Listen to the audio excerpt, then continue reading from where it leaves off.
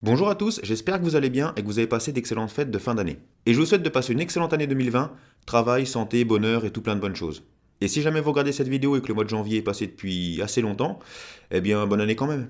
Aujourd'hui on va faire un bond dans le passé, direction 1943. Je vais vous parler d'une histoire qui pour moi est beaucoup trop méconnue et qui montre qu'il y a toujours eu et qu'il y aura toujours des personnes bonnes en ce monde, qui n'hésiteront pas à risquer leur propre vie pour sauver celle des autres. Et ça, c'est beau. Nous sommes fin 1943 à Rome, dans l'hôpital Fatebenè Fratelli, situé sur l'île Tibérine.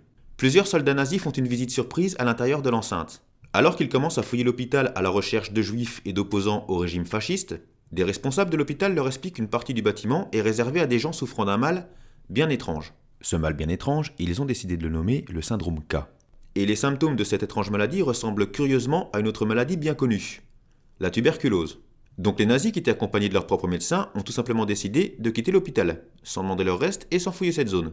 Et oui, on a beau être un terrifiant nazi bien entraîné, face à un mal qui ressemble bizarrement à la tuberculose, eh ben on fait pas le malin, on baisse les yeux et on rase les murs.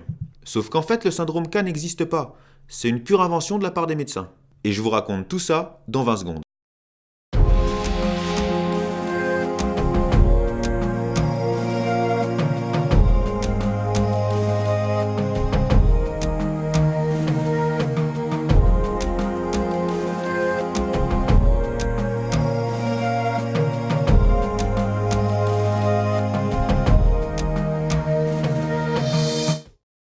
Bon, il faut tout d'abord remettre les choses dans leur contexte et remonter au 3 septembre 1946.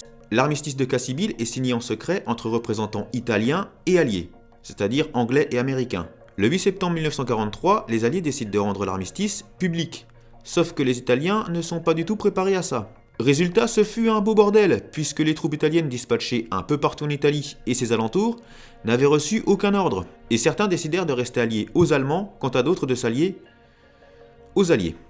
C'est très bien, vous vous suivez. Donc forcément, les Allemands qui avaient senti le drama arriver suite à la destitution et l'arrestation de Mussolini en juillet 1943 étaient déjà sur le sol italien, ce qui leur permettra de lancer l'opération HVE, qui est écrite juste là, et d'occuper les territoires italiens qui n'étaient pas déjà sous possession alliée. Et maintenant, on va enfin arriver au sujet qui nous intéresse. Le 10 septembre 1943, donc juste après que les Allemands aient pris Rome, Herbert Kappler, commandant de la SS à Rome, reçoit un message d'Heinrich Himmler, lui demandant de résoudre le problème juif de la ville de Rome au plus vite. Et le 16 octobre 1946 a lieu la rafle du ghetto de Rome, où plus de 1000 juifs, hommes, femmes et enfants, seront déportés vers le camp de concentration d'Auschwitz, où seule une poignée en ressortira vivant. Mais malgré tout, certains juifs réussiront à échapper de justesse à la rafle et iront se réfugier dans l'hôpital Fatebenè Fratelli. Le médecin-chef de l'hôpital, Giovanni Borromeo, qui était clairement antifasciste comme beaucoup d'autres de ses collègues, décida de prendre sous sa protection, avec l'appui de ses collègues, les juifs qui avaient échappé au pire, sachant qu'il avait déjà recueilli d'autres juifs de Rome. Mais le docteur Borromeo sera à deux doigts de commettre une énorme erreur, qui faillit lui coûter très cher. Il était très actif dans la résistance contre le fascisme, et avec plusieurs de ses collègues, ils avaient décidé d'installer un émetteur radio à l'intérieur de l'hôpital. Mais bon, les Allemands n'étaient pas nés de la dernière pluie, et n'étaient pas non plus de gros débiles, ils avaient repéré le signal de l'émetteur. Ils savaient donc très bien que quelqu'un utilisait une radio à l'intérieur de l'hôpital. Mais par miracle, et ça on ne sait pas trop comment, le docteur Borromeo avait été prévenu que les Allemands avaient repéré le signal de l'émetteur, et qu'une fouille de l'hôpital risquait d'avoir lieu dans très peu de temps. Donc là, c'est la merde pour Borromeo, qui décide avec l'aide des moines de l'hôpital et de ses collègues de jeter l'émetteur radio le plus vite possible dans le Tibre. Et effectivement, très peu de temps après, comme je vous l'expliquais au début de la vidéo, les nazis firent une visite surprise qui finalement ne l'était pas tant que ça. Ils ne trouvèrent aucune radio puisqu'elle était désormais au fond du Tibre aux côtés des poissons, et grâce à l'invention du syndrome K, les juifs cachés dans l'hôpital furent sauvés. Certains resteront cachés jusqu'à la libération de Rome, c'est-à-dire le 5 juin 1944, soit un jour avant le débarquement. Il faut aussi savoir que la lettre K aurait été choisie par rapport au nom du chef de la SS, Kepler. Donc a priori, Borromeo aurait aussi été un petit peu joueur. Après, sur tout ce que j'ai pu lire, certains pensent que le syndrome K aurait été de l'improvisation totale. Et certains faits auraient été racontés de façon à rendre l'héroïsme des médecins et des moines de l'hôpital encore plus grand.